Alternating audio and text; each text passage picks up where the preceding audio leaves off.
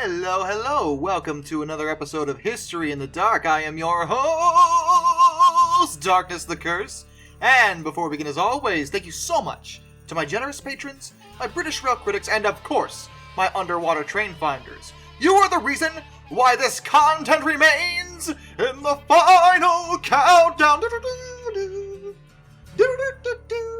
Okay, I'll stop that. And we are excited to present the final showdown of this installment of Roundhouse Rumble, British Rail Worst of the Worst. And it is down between the Class 21 and the Class 17. Which one, though, will come out on top? And by on top, I mean on the bottom, because they're both awful, terrible, just horrible. They couldn't have gotten this far if they weren't. Well, looking at the voting, Class 21 has a significant, overwhelming lead that I can't possibly ignore. And I'm kind of surprised, because the Class 17, to me, is way more unreliable. And it encompasses everything that was horrible about the Modernisation Plan. It is literally the golden child of why that didn't go nearly as smoothly as it should have. Because not only was it just outright terrible, but it was really, really terrible. And it was not cost-effective in any way, because British Rail bought so many of the darn things. While with the other classes that were bad, they tended to spread their money around and buy a handful of each just to see which one worked, and, none of them did. The 17s stand out as the one where they bought way more of them than they should have, 117, and they did that based off of a drawing that was presented to them. A drawing! They didn't even give them a working prototype, a work in progress, something. No, it was a drawing. That was good enough for them to spend what had to have been a few £1,000,000 on diesels that absolutely did not work in any way. So why then are we looking at the Class 21 as being even worse? Well, if I had to guess, I'd say it's down to the lethality thing that I really pushed beforehand.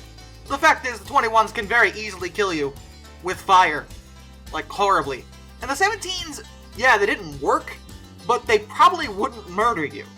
And that puts them in a weird position. Plus, even though the 17s were hideously unreliable, they actually wound up doing more work and lasting longer than the 21s, probably because, again, they weren't lethal. Yeah, they failed all the time, but nobody died or was at a serious risk of dying. Whereas the 21s might have actually gotten somebody killed. Which is why British Rail, when this started happening, wound up putting the ones they were receiving just in storage and didn't even use them at all. So in a way, you could actually argue that the 21s are even less cost-effective, because at least when the Class 17s were working, which was rare, but when they were doing something. They were able to function. There were times, maybe on really good days, where they did pull things or push things and get something done. But the 21s were deemed too dangerous, because even if they were working, there was always that chance that they could just spontaneously combust. So, I'm definitely gonna have to go with the voting on this decision. The 17s are really terrible, but the 21s will actually cause their occupants to suffer horribly in unquenchable hellfire. And that just can't be beaten. It's pretty hard to beat that in terms of sheer ineffectiveness. So congratulations, Class 21. You have been deemed the worst of the worst of British Rail. And now we have to ask ourselves, now that it's won this weird competition, what kind of prize can we bestow on the winner of a worst of the worst tournament? Well, fortunately, I was able to meet in neutral territory with an old enemy of mine due to a disagreement over who should have won the last tournament, and I managed to work out a fair compromise that they were very happy with. So, Class 21, I'm happy to inform you that you have one more opponent to face, and that is, of course, 3801 with a steel chair! 3801 enters the ring, and oh no! Class 21 is down! Class 21 is down! No, 3801, you don't have to go that brutal! Oh no, 3801 is going to town on the Class 21! There is no escape for it! 3801 showing what Australia thinks of the way the United Kingdom treated them historically! I've never seen such violence in the ring!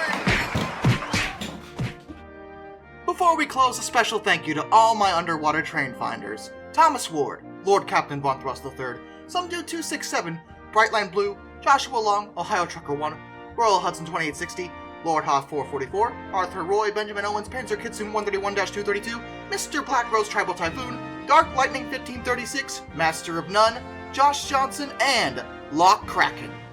Till next time, this is Darkness, individual of fond farewell.